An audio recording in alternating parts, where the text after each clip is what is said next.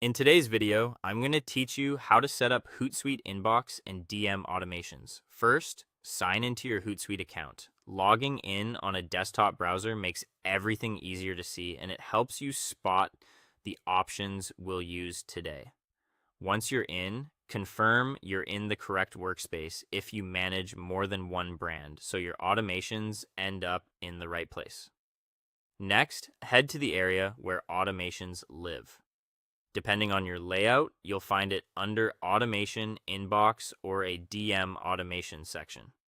The names can vary, but you're looking for the place where you create rules that respond to messages or activity for you. If you're unsure, look for Inbox first, then explore its settings or automation tabs. Now choose the social account where you want automation to run. Automations are applied per profile, so select the exact Instagram, Facebook page, or X account you want to manage. This is important if you handle multiple channels. Make sure you're attaching the rule to the intended profile to avoid confusion later. With the account selected, create your trigger. A trigger is the condition that sets the automation in motion. You can start with common options like when a new direct message arrives, when a message contains a specific keyword, or when there's post activity such as a new comment. Be specific here. If you're using keywords, include likely variations and keep them simple.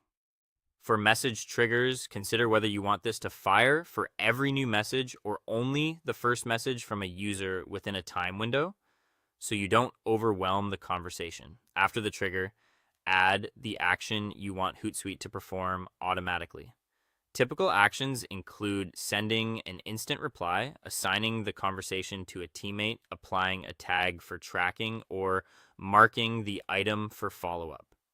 Keep your automated replies short, polite, and helpful, and set expectations if you're handing off to a human. If available, include a small delay before responding so it feels more natural, and avoid stacking too many actions at once until you've verified the behavior. Finally, save your automation and test it to make sure it works correctly. Use a test message from another account or device that mirrors what your audience would do. Watch how the system responds, check the inbox to confirm the right action occurred, and review any logs or notifications. If something looks off, adjust the trigger or wording and save again. Once you're satisfied, your automation is ready to handle routine interactions while you focus on higher value work.